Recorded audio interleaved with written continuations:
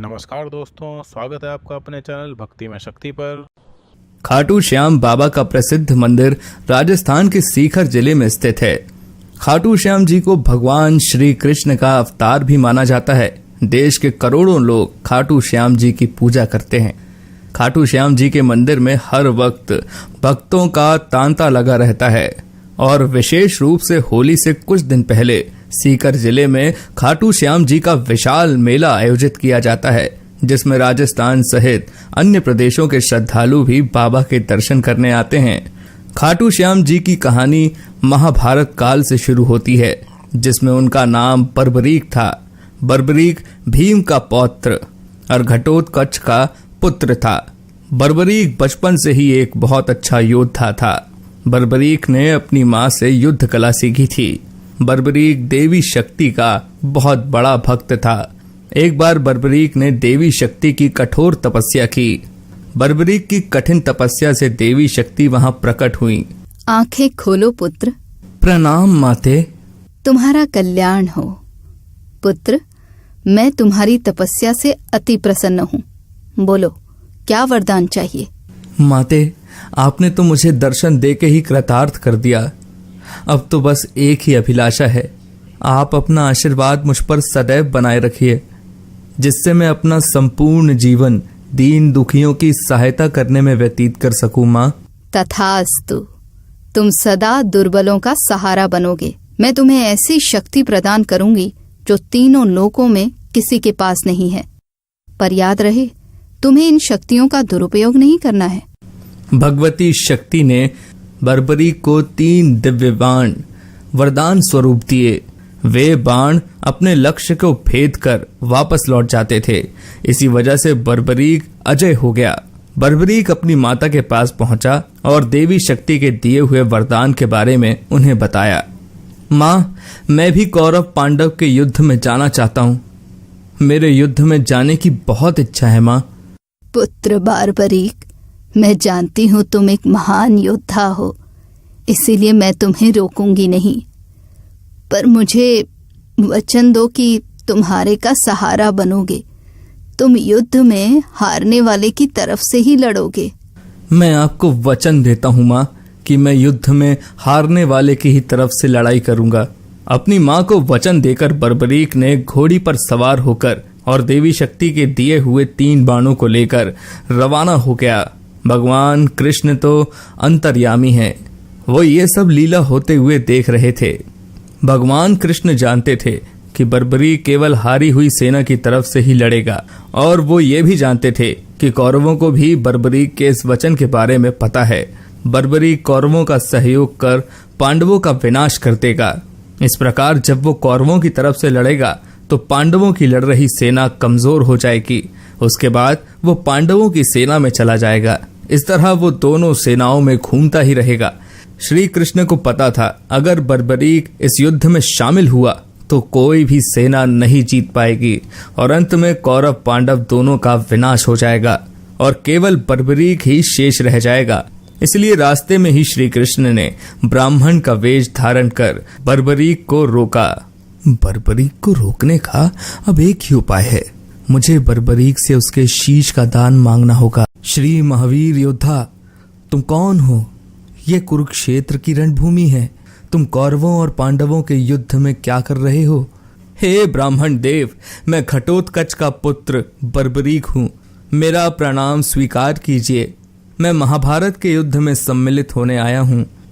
ऐसा कैसे हो सकता है पुत्र कि तुम मात्र 3 बाण से युद्ध में सम्मिलित होने जा रहे हो? ब्राह्मण देव, ये बाण कोई साधारण बाण नहीं है। इनमें से मात्र एक बाण भी शत्रु सेना को परास्त करने के लिए पर्याप्त है, और ऐसा करने के बाद बाण वापस तरकश में ही लौट आएगा। अच्छा, तो फिर इस पीपल के पेड़ के सभी पत्तों को छेद कर दिखाओ जरा। बस इतनी सी बात ब्राह्मण देव, अभी किए देता हूं। बर्बरीक ने ब्राह्मण रूपी श्री कृष्ण की चुनौती स्वीकार कर ली। बाण ने अपने लक्ष्य से तुरंत छूटते ही सारे पत्तों को भेद डाला और वापस आकर ब्राह्मण रूपी श्री कृष्ण के पैरों के आसपास चक्कर काटने लगा, क्योंकि उन्होंने भी एक पत्ता अपने पैर के नीचे छुपाया था। ब्राह्मण राज, अपना पैर यहाँ से हटा लीजिए, वरना ये आपके पैर को भी भेद देगा। ये तीर अपने लक्ष्य को पूरा किए बिना तरकश में नहीं लौटते हैं। बर्बरीक के तीर अचूक हैं, लेकिन अपने निशाने के बारे में खुद बर्बरीक को भी पता नहीं रहता है। असली रणभूमि में अगर मैं सभी पांडव भाइयों को अलग अलग कहीं छिपा भी दूं ताकि वो बर्बरीक का शिकार होने से बच जाएं, तब भी बर्बरीक के तीर किसी को नहीं छोड़ेंगे। इन अचूक तीरों से कोई भी नहीं बच सकता है। हे वीर योद्धा, मैं तुम्हारे साहस की सराहना करता हूँ। मैं तुमसे दान स्वरूप कुछ मांगना चाहता हूँ। ब्राह्मण राज, अगर मेरे वश में होगा तो मैं आपकी इच्छा स्वरूप दान की अभिलाषा जरूर पूर्ण करूंगा। मैं वचन देता हूँ ब्राह्मण राज, आप मुझसे दान में जो भी मांगेंगे मैं आपको मना नहीं करूंगा। मुझे तुम्हारा शीश दान चाहिए पुत्र, क्या तुम ऐसा कर सकते हो? आप कौन हैं? मुझे अपना परिचय दीजिए। आप मुझे ब्राह्मण नहीं दिखाई देते, कृपया करके मुझे अपने वास्तविक रूप से अवगत कीजिए। बर्बरीक की प्रार्थना करने पर भगवान कृष्ण अपने रूप में आ जाते हैं। बर्बरीक उन्हें प्रणाम करता है। वासुदेव कृष्ण, आप स्वयं मेरे शीश दान की अभिलाषा हेतु आए हैं। बर्बरीक, युद्ध भूमि की पूजा के लिए एक वीर वर क्षत्रिय के शीश दान की आवश्यकता होती है और तुम महावीर महायोद्धा हो, अतएव मैं तुमसे शीश दान मांगता हूँ। हे वासुदेव कृष्ण, मैं आपको अपना शीश अवश्य दूंगा, पर मेरी दो इच्छाएं हैं। पहला ये कि मेरी देह को आप स्वयं अग्नि देंगे, और दूसरी इच्छा ये है कि मैं अंत तक इस युद्ध को देखना चाहता हूँ। ऐसा ही होगा वीर शीशदानी बर्बरीक। कलयुग में लोग तुम्हें हारे हुए का सहारा बोलेंगे, तुम्हें श्याम नाम से पुकारेंगे। मेरे नाम से ही तुम्हारी कलयुग में पूजा की जाएगी। कलयुग में खाटू श्याम नाम से तुम्हारी पूजा होगी। फाल्गुन माह की द्वादशी को बर्बरीक ने अपने शीश का दान दिया। बर्बरीक को ब्रह्मा जी ने एक श्राप दिया था, जिसके मुताबिक उनकी मृत्यु पृथ्वी लोक पर भगवान कृष्ण के ही हाथों होगी, तभी वो श्राप से मुक्त हो पाएंगे। बर्बरीक का सर युद्ध भूमि के समीप ही एक पहाड़ी पर सुशोभित किया गया, जहां से बर्बरीक ने महाभारत का संपूर्ण युद्ध देखा। युद्ध की समाप्ति पर पांडवों में आपसी बहस होने लगी कि युद्ध में विजय का श्रेय किसको जाता है। इस पर श्री कृष्ण बोले, तुम सबको आपस में विवाद में पड़ने की कोई आवश्यकता नहीं है। बर्बरीक का शीश संपूर्ण युद्ध का साक्षी है, अतः उससे बेहतर निर्णायक भला कौन हो सकता है। ठीक है वासुदेव, फिर हम इस निर्णय को जानने के लिए बर्बरीक के पास ही चलते हैं। पौत्र बर्बरीक, तुमने तो युद्ध को बहुत ध्यान से देखा है, क्या तुम बता सकते हो हम सब वीरों में से इस युद्ध को जीतने का श्रेय किसे जाता है? श्री कृष्ण ने ही इस युद्ध में विजय प्राप्त कराने में सबसे महान कार्य किया है। उनकी शिक्षा, उनकी उपस्थिति, उनकी युद्ध नीति निर्णायक थी। मुझे तो युद्ध भूमि में सिर्फ वासुदेव कृष्ण का सुदर्शन चक्र घूमता हुआ दिखाई दे रहा था, जो कि शत्रु सेना को काट रहा था। इस धर्म युद्ध को जीतने का संपूर्ण श्रेय भगवान श्री कृष्ण को ही जाता है।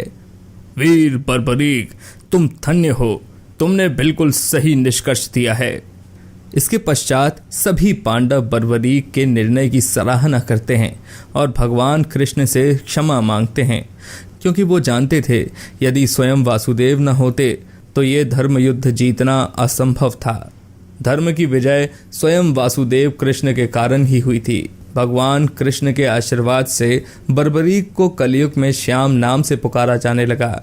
आज भी खाटू श्याम जी महाराज के अनेकों भक्त रोजाना उनके दर्शन करने आते हैं और उनसे मन वांछित फल की प्राप्ति भी करते हैं। पूरी कहानी देखने के लिए आप सभी का धन्यवाद। वीडियो को लाइक करें, शेयर करें, चैनल को सब्सक्राइब करें और बेल आइकन का बटन दबाना ना भूलें।